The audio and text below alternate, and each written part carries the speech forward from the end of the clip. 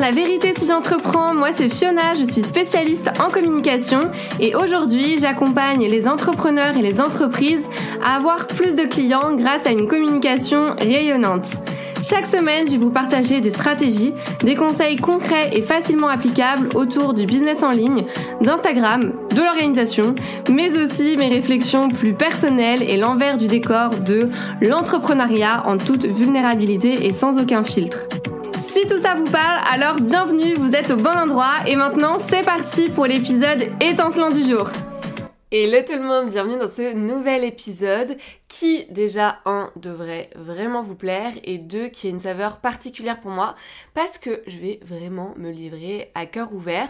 Pour ceux qui me suivent sur les réseaux sociaux, ça y est, je vous ai partagé le plus gros projet de ma vie. Je porte la vie. Voilà, j'adore dire ça, je trouve que ça claque.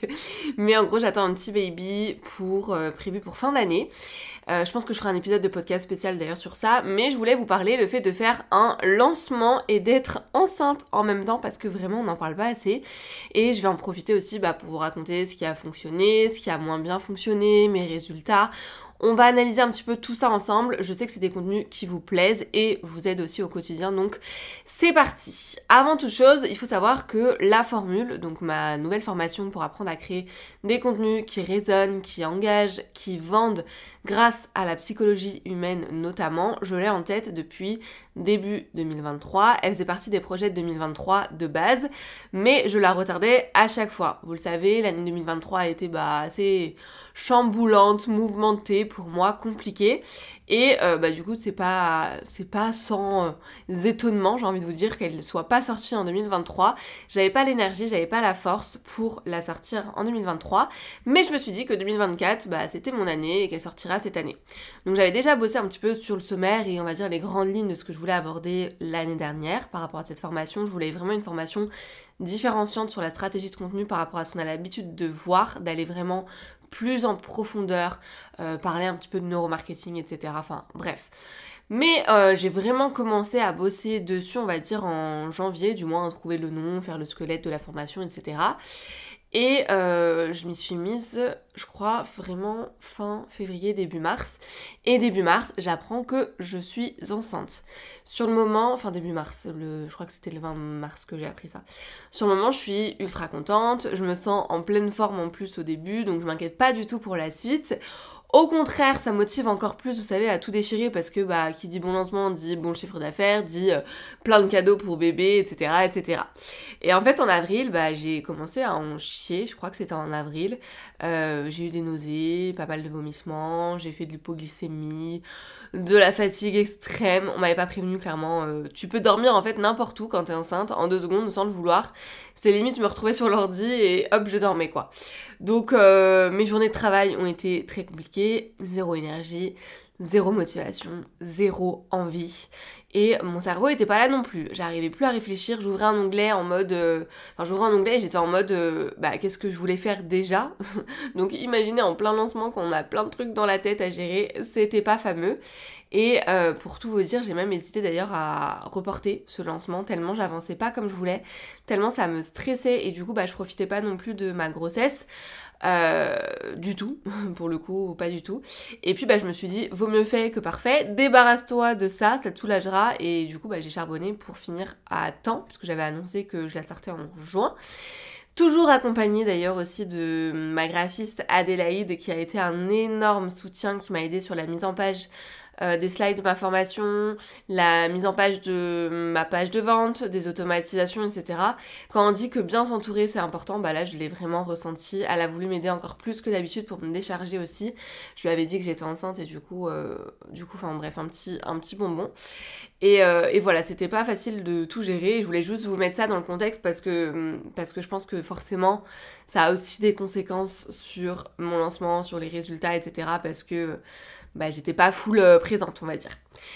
Donc maintenant on va parler un petit peu de la stratégie. Pour ce lancement, j'avais décidé de sortir de ma zone de confort, avant d'être enceinte bien sûr, sinon c'est pas drôle, et de faire un événement en live, un événement on va dire de lancement.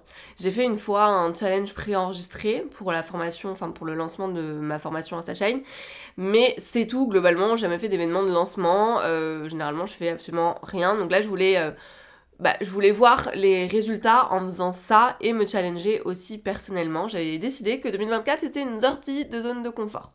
Donc j'avais décidé d'organiser une masterclass en live. Dans cette masterclass, je faisais gagner aux 3 premières personnes un audit en plus de leur compte. Plus il y avait un tirage au sort pour faire gagner 3 cadeaux à la fin de la masterclass pour maximiser le taux de show-up, c'est-à-dire le taux de présent à la masterclass. En termes de chiffres, j'ai eu 145 inscrits à la masterclass.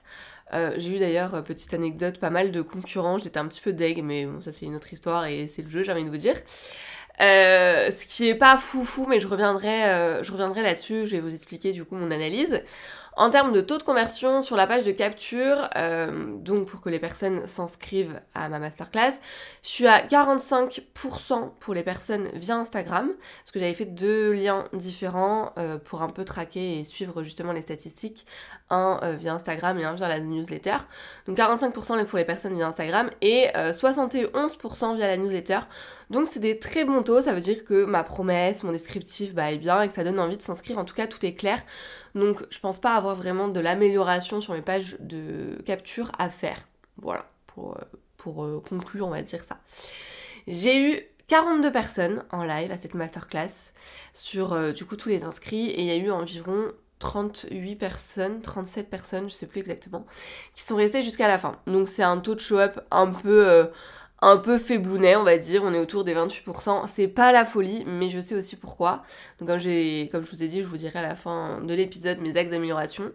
Et pendant la masterclass, j'ai fait 5 ventes, ce qui fait un bon taux de conversion, puisqu'on est presque à 15%. Je crois, de mémoire, alors que la moyenne c'est 10%, donc ça veut dire que le contenu était bon, si puis-je me lancer des fleurs, si je peux, et que l'énergie était là, et ça c'était vrai, j'avais une trop bonne énergie, je me sentais trop à l'aise, j'ai kiffé le moment, et le truc le plus fou, c'est que ces ventes-là, c'était des personnes qui ne me connaissaient pas, qui se sont inscrites via des connaissances ou autres, et des personnes qui avaient partagé ma masterclass sur les réseaux. Et en fait, ces personnes-là ont aimé mon énergie et ont décidé de me faire confiance, alors que si on reprend encore une fois ce tunnel de conversion, le parcours client lambda, généralement une personne te découvre, apprend à te faire confiance, à créer du lien avec toi, te fait confiance et passe à l'achat. Et là, en fait, la masterclass en live a pété ces barrières-là et fait que ces personnes-là ont acheté directement. Et ce que j'ai remarqué, c'est que mon énergie plaît. C'est un peu bizarre dit comme ça fait la meuf égocentrique, mais on m'a toujours dit t'es hyper solaire, t'es hyper dynamique, t'as une énergie de dingue, etc. Faut que tu mises sur ça. Et moi en fait, je restais un peu cachée finalement, parce que je me suis dit, en fait c'est ma personnalité, je suis comme ça, je vois pas ce que vous avez à me dire ça, mais j'ai compris que c'était vraiment vrai en fait. Et j'ai eu tellement de messages dans ce sens après la masterclass que ça m'a boosté et je me suis dit qu'il y avait vraiment quelque chose à faire par rapport à des choses en physique en fait, avec mon énergie en live en tout cas. Mon énergie en live marche puisque j'ai fait des ventes directement pendant l'événement. J'ai eu 14 personnes sur 17 inscrites, sur 17 ventes qui étaient inscrites à ma masterclass. Donc en fait, j'ai plus de levier à chercher plus de gens pour mes prochaines masterclass que de faire en organique finalement, quand je vois que j'ai plus de 50%, largement plus de 50% d'ailleurs, de personnes qui ont acheté, qui ont vu ma masterclass. Je sais pas si vous voyez ce que je veux dire. Donc comme je vous disais, j'ai fini à 17 ventes pour ce lancement, dont 2 ventes en order bump. J'avais mis en place un order bump où les personnes avaient la possibilité d'ajouter à la formation la formule, le pack lancement express pour 85 € au lieu de 140 €, ce qui permet d'augmenter le panier moyen et c'était bien complémentaire avec mon offre. Donc voilà pour les résultats. En termes de ressenti, de chiffres, mon objectif c'était minimum 15. Donc je pourrais être contente, mais comme je disais à mon entourage, j'arrive pas trop en fait à être satisfaite. Mais je pense que vous connaissez cette sensation de vouloir toujours plus. Donc en fait j'étais en mode ouais ok, j'ai dépassé mon objectif minimum, mais en vrai, pas ouf. En termes de ressenti, je suis mitigée. D'un côté, je suis trop fière d'avoir sorti cette formation que je trouve vraiment très bien. Fière de ma masterclass, fière des retours, fière d'avoir réussi en fait à tout boucler en temps et en heure par rapport au contexte, encore une fois, où j'en ai chié et du coup j'ai pas pu travailler comme je voulais et c'était compliqué de finaliser la formation, de faire le lancement, etc. Mais Mais d'un autre côté, je suis aussi un peu frustrée, déjà par rapport à mes chiffres, surtout par rapport à mon audience, on va dire, sur Instagram, mais aussi parce que j'ai eu des messages de personnes qui voulaient prendre la formation et qui m'ont fait poireauter jusqu'à la fin, sans être honnête en fait, qui se trouvaient toujours des excuses, vous voyez, un peu genre. Et si vous me connaissez maintenant, vous savez que je déteste le mensonge et les gens qui assument rien. Donc je préfère qu'on me dise, bah en fait, ouais, non, pas intéressé ou pas l'argent, que me dire, ah oui, je suis intéressée, qui me posent des questions et en fait après, donnent plus l'heure et reviennent une semaine après pour dire, ah mais en fait, j'ai eu des soucis. Enfin, bref, voilà. Le côté frustration aussi, bah, c'est que j'ai perdu pas mal de personnes dans ma newsletter. J'ai envoyé, je crois, 5 mails, en tout cas pour la campagne vraiment de lancement, et j'ai eu 103 des inscrits. Ça me fait toujours mal au cœur.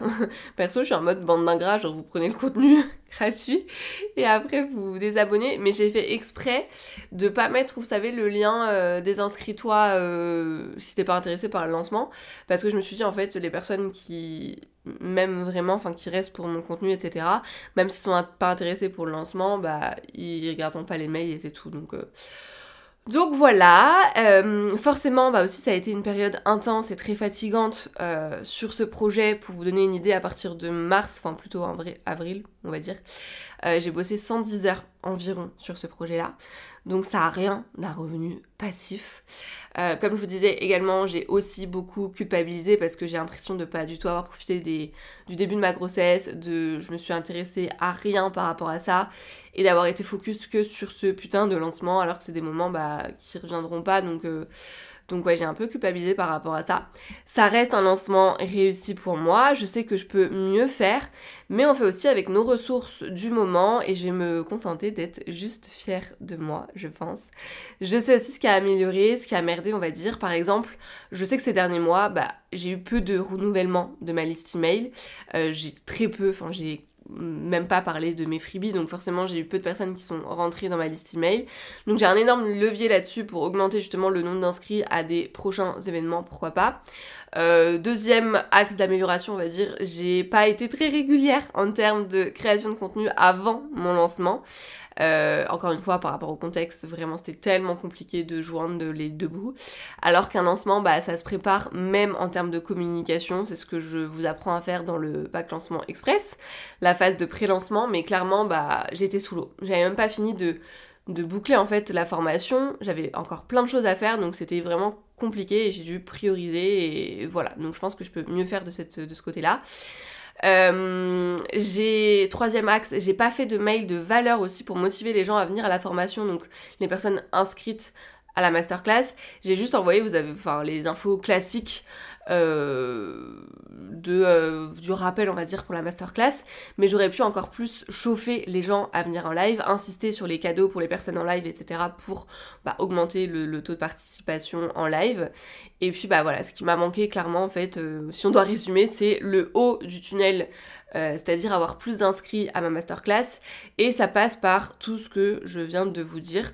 Donc au moins je sais que j'ai une marge de progression et que c'est entre guillemets que encourageant pour la suite. Mais en tout cas, finir une formation, préparer le lancement en pleine grossesse, premier trimestre, je vous recommande pas. Ça a été une sacrée expérience et voilà, maintenant vous savez tout. J'espère que cet épisode vous aura plu. Et puis si jamais vous avez envie de bosser sur votre stratégie de contenu pour enfin avoir des résultats, je vous remets le lien vers ma formation, donc la formule, dans la description, parce que je suis sûre que ça vous plaira et que ça vous aidera. En plus de ça, je suis là pour répondre à vos questions en commentaire, pour vous rassurer et être sûre que vous allez dans la bonne direction. Donc vous avez tout à gagner. Voilà, on se retrouve la semaine prochaine pour un nouvel épisode et j'attends vos petits retours comme d'habitude sur Instagram. C'est tout pour aujourd'hui, j'espère que cet épisode vous a plu. N'hésitez pas à vous abonner si vous ne voulez absolument pas manquer les prochains épisodes et à laisser 5 étoiles pour me soutenir. Vous pouvez me retrouver sur Insta pour encore plus de conseils ou si vous voulez simplement papoter. En tout cas, merci de m'avoir écouté. Je vous dis à très vite pour un nouvel épisode La vérité si j'entreprends. Je vous fais des bisous.